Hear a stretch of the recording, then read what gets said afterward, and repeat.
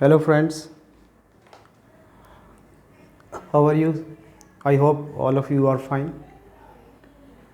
Uh, my name is Mahendra Thakur. I'm standing in front of you with a new lecture based on articles. और मैं इस channel पे आपके साथ सारी चीज़ें डिस्कस करूँगा। मैंने अपनी जो प्रोफाइल है उसमें अपना यूट्यूब का लिंक डाल रखा है। प्लीज़ मेरे यूट्यूब चैनल को सब्सक्राइब करें।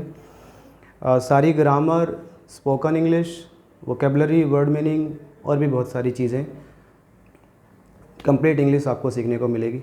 ठीक है, और without wasting any time let's come to the point. हम लोग करें आर्टिकल्स डिस्कस, और आर्टिकल्स में आज मैं आपके साथ डिस्कस करूँगा सिमिली और मेटाफर का यूज़। ठीक है, देख लो स्पेलिंग देख लो, SIMILE, इसको बोलते हैं सिमिली।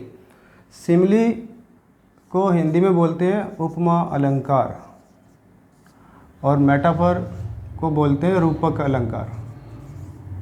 ठीक है, इंग्लिश में भी फिगर्स ऑफ स्पीच काम करते हैं, ये अलंकार काम करते हैं।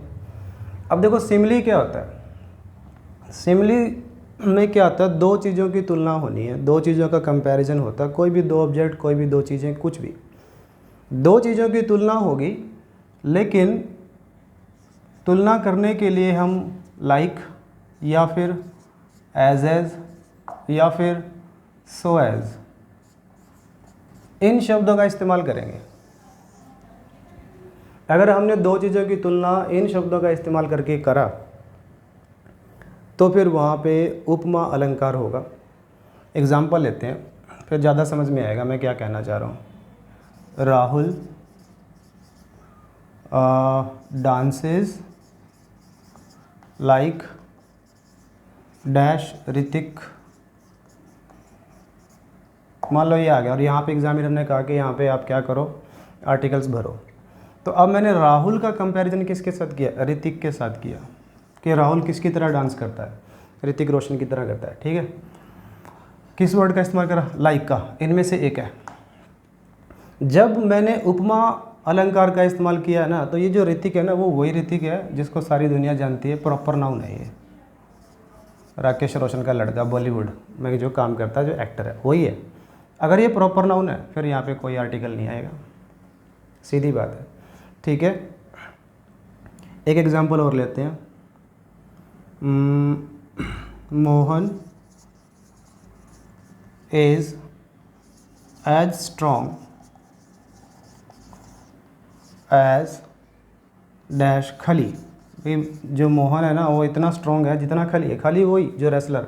ठीक है, अब मैंने मोहन की कंपैरिजन किसके साथ करा, खली के साथ करा, कि मोहन इतना स्ट्रॉन्ग है जितना खली, और मैंने एज वर्ड का इस्तेमाल करा। इसका मतलब यहाँ पे उपमा अलंकार काम कर रहा है, और ये फिर प्रॉपर नाउन होता है।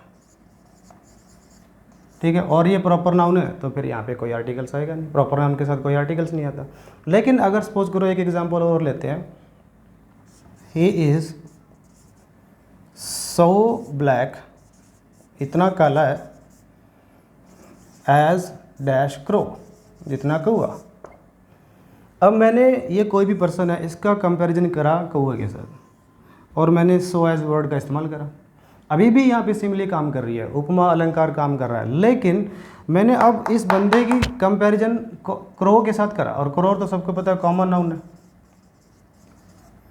ठीक है, क्रो तो कॉमन नाउन है। अगर ये कॉमन नाउन है और सिंगुलर काउंटेबल है तो फिर आप इसके साथ ए आर्टिकल लगाओ। बेशक यहाँ पे अलंकार काम कर रहा है, सिमिली, उपमा अलंकार।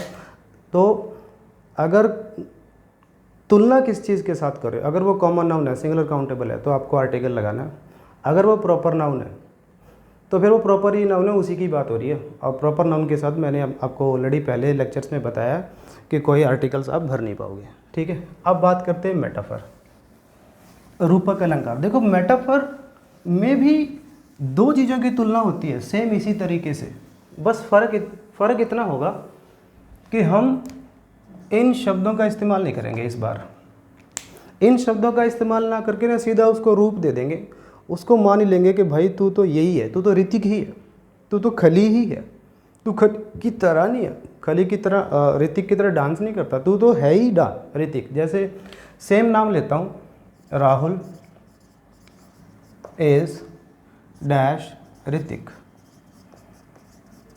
ठीक है भाई। राहुल जो है ना ऋतिक ही है, मतलब ये जो बंदा है ना, इसको मैं ऋतिक इसलिए बोल रहा हूँ क्योंकि ये ऋतिक की तरह डांस करता है, ठीक है।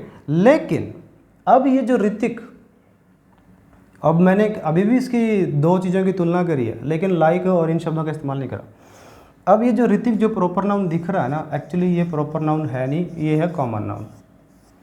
इस सेंटेंस की सेंस है कि जो राहुल है ना, राहुल वो ऋतिक की तरह है, उसकी तरह डांस करता है, सेम उसके अंदर ऋतिक वाले गुण हैं। लेकिन राहुल अकेला नहीं है, राहुल जैसे और भी बहुत सारे लोग हैं जो जो जो ऋतिक की तरह है, ठीक है।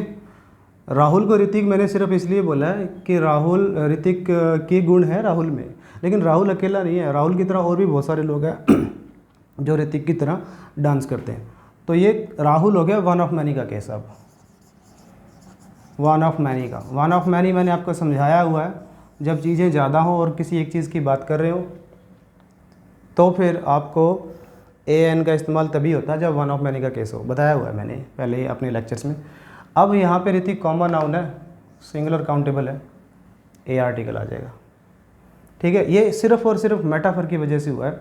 इसकी सेंस फिर बता देता हूँ, ये है कि राहुल ऋतिक है, लेकिन राहुल अकेला नहीं है, राहुल जैसे बहुत सारे हैं जो ऋतिक की तरह डांस करते हैं, राहुल उनमें से एक है, ठीक है। एक एग्जांपल और ले लेते हैं,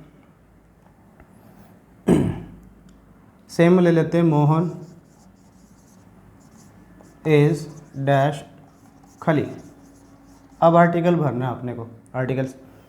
अब हम देख रहे हैं कि मैंने मोहन की ना कंपैरिजन फिर खली से करा दोबारा से, लेकिन अब मैंने इन शब्दों का इस्तेमाल नहीं करा, यहाँ पे मेटाफर काम कर रहा है। सेम वही बात है कि जो मोहन है ना वो भारी भरकम है, बिल्कुल खली की तरह है, लेकिन मोहन अकेला नहीं है, मोहन जैसे और भी बहुत सारे हैं जो खली की तरह है। यहाँ पे खली कॉमन नाउन है। अब मेटाफर में प्रॉपर नाउन दिखने वाली नाउन कॉमन होती है एक्चुअली, ठीक है। तो यहाँ पे फिर ए आर्टिकल आ जाए, ठीक है। लेकिन अगर यही एग्जाम्पल ऐसे होता, Kalidas is dash Shakespeare of India, Shakespeare of India, ये एग्जाम्पल ऐसे होता।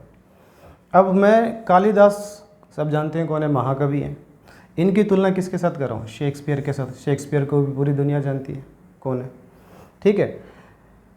और उसके अलावा मैंने एक फ्रेज़ का भी इस्तेमाल किया, ऑफ इंडिया, इंडिया का।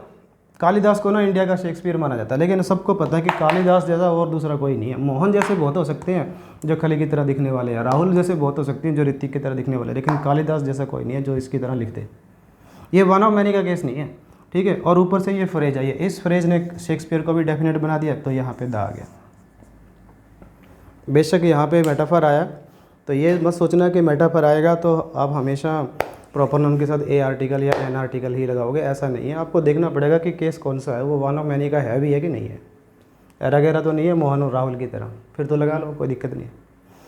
तो कैसा लगा लेक्चर, कैसी लगी ये जानकारी, शेयर करना, कमेंट्स करना, लाइक करना और जुड़े रहो शेयर मेरे चैनल के साथ, बहुत कुछ सीखने को मिलेगा। आज के लिए इतना ही, बहुत बहुत धन्यवाद, थैंक यू।